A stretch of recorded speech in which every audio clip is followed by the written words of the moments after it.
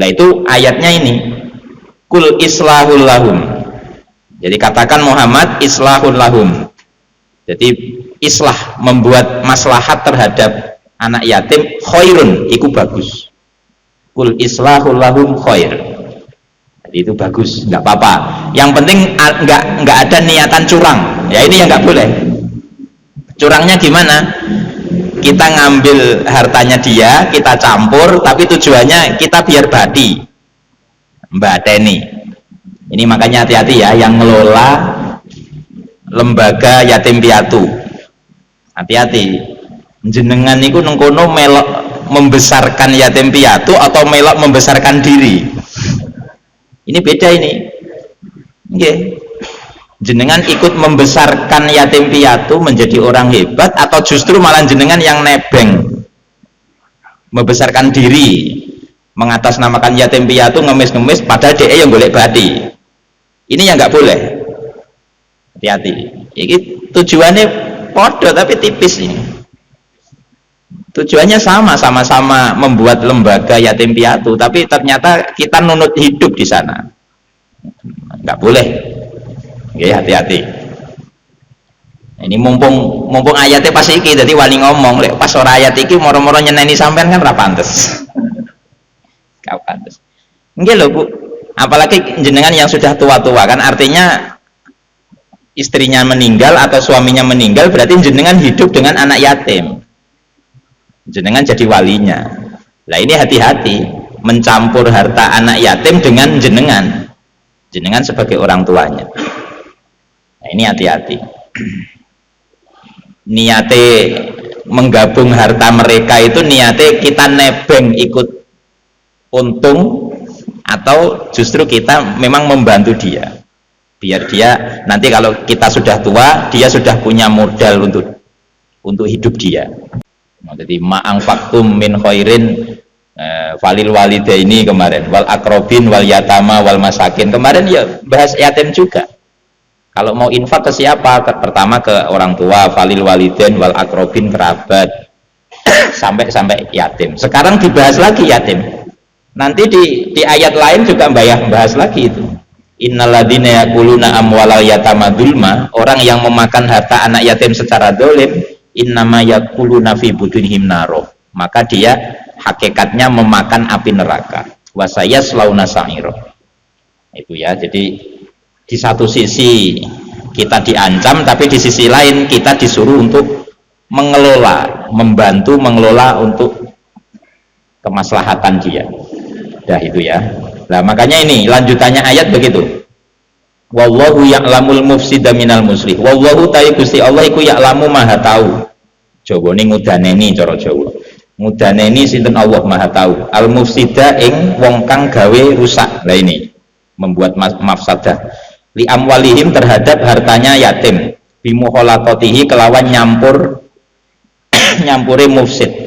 Minal muslihi sangking wong kang gawe bagus maslahat, gawe bagus biha kelawan amwal, fayujazi mongko bales sinten Allah kulan ing masing-masing minhuma dari mufsid karo muslih.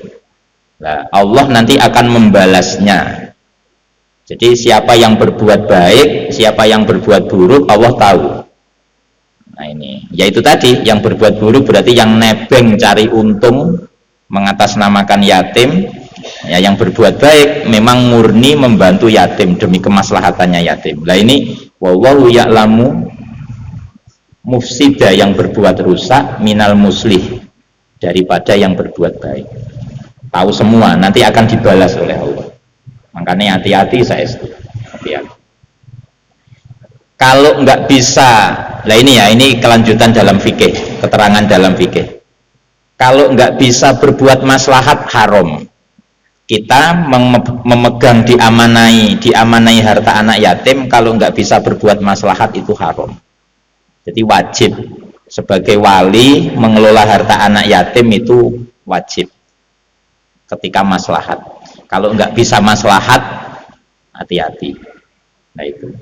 Terus sore tadi ini saya baca di kitab fikih, ternyata ayat ini wa in tukhalituhum fa ihwanukum, Kalau kamu mencampur harta anak yatim, maka faihwanukum, dia saudaramu. Maksudnya saudaramu ya maksudnya ya boleh mencampur, itu boleh selama ada maslahat tadi. Lah itu dalil ini Pak, dalil kasus yatim ini dalam fikih dibuat dalil orang pergi bareng rombongan hartanya dicampur, itu juga boleh. Dalilnya pakai ini. Aku mau yang gumun iso wae mustahid.